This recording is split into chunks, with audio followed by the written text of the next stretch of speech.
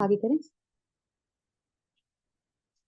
अच्छा जनाब, ये देखें 40 years male mister A, hypertensive 2 years, diabetes 5 years, married हैं वो, driver by occupation, resident of Karachi, admitted through OPD with complaints of.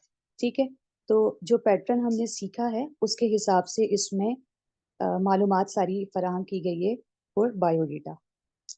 किस कंप्लेन के साथ आया है patient? Pedal swelling for 2 months, froth in urine for 2 months, decrease output 7 दिन से, और साथ में उसको shortness of breath on exertion for last 3 days। ठीक है, तो shortness of breath is only on exertion. हमने जो अपना पैटर्न, जो अपना हमने माइंडसेट बनाया है कि जो भी प्रेजेंटिंग कंप्लेन्स आएंगी उसमें से हमने मेजर कंप्लेन को आइडेंटिफाई करना है। जी कुछ कहना है?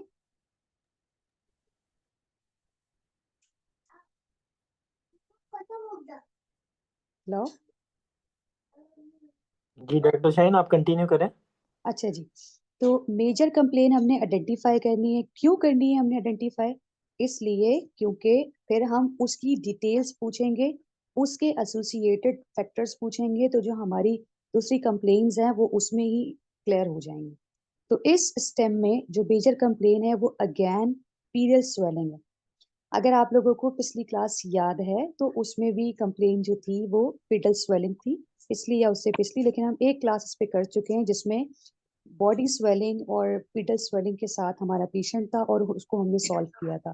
तो नेक्स्ट स्लाइड पे आए। अब अप्रोच वही है। हमने पीरियड स्वेलिंग में क्या सीखा था? हमने कहा था कि पहले हमने अपनी हिस्ट्री से ये बात अंडरस्टैंड करनी है, एक साइड पे लगानी है कि कल्प्रिट ऑर्गन हमारा ऑर्गन है या फिर हार्ट, गट, ग्लैंड, लिवर और ड्रग्स, इन पांचों में से कोई चीज है।